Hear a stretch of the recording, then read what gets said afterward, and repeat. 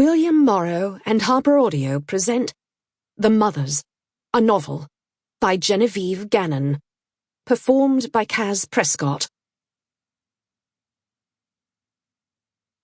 For Vivi. Part 1. Chapter 1. April 2015. It was a perfect baby, slippery and pink. Its legs and arms were tucked into its body, and its head was bowed as if sleeping or praying like a tiny pious monk. Smooth and compact, shiny and hard. It seemed to be made of resin and sat on the sort of wooden display stand that might hold a Fabergé egg or a football trophy. But it is a sort of trophy, isn't it?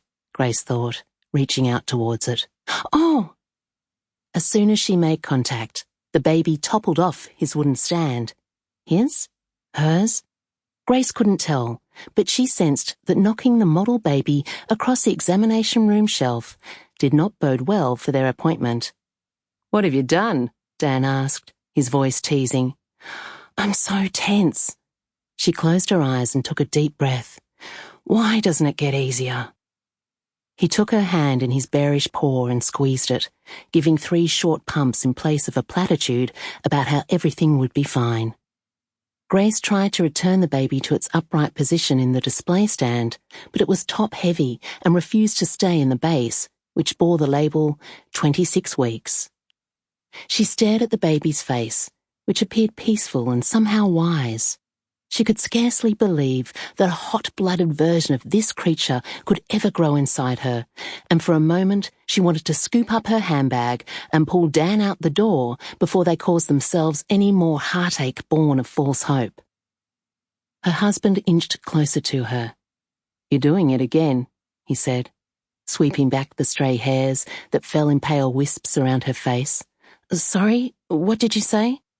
"I asked if you wanted me to book those cheap flights to Tokyo. You're staring at that baby like it leaked the final exam answers to your maths students."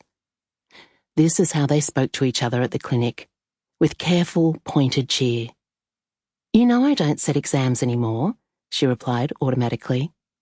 Grace's brow creased as she focused on writing the baby, but its slick finish meant she couldn't get any purchase on the varnished stand. "I don't want to book anything while we're having treatment. We have to live our lives. I thought we were putting all our energy into this. I don't want to give up." "I'm not giving up. I just think we need a holiday." "What's keeping Dr. Lee?" Grace asked, looking back to the closed office door. A cable of tension stretched from the base of her skull all the way down her spine. She rolled her head back until she heard a satisfying crack. The motion gave her a sweeping view of the Empona consultation room.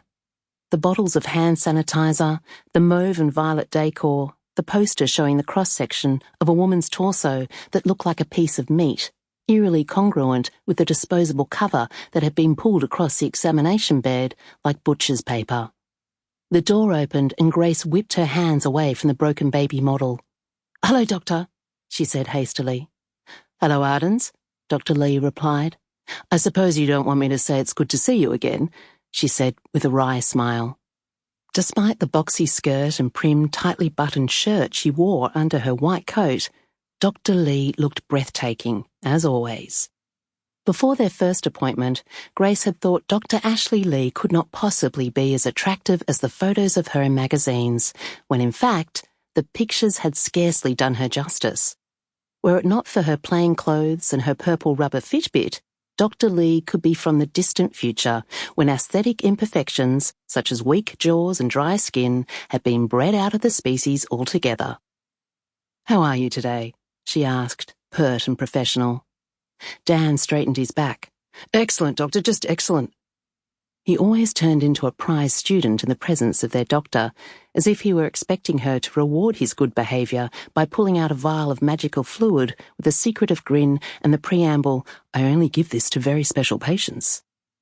Dr. Lee walked purposefully across the room to the sink, where she squirted antibacterial gel into her palm and rubbed her hands together before seating herself at her desk.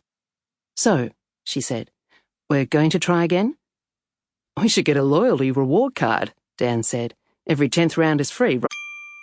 Sample complete. Ready to continue?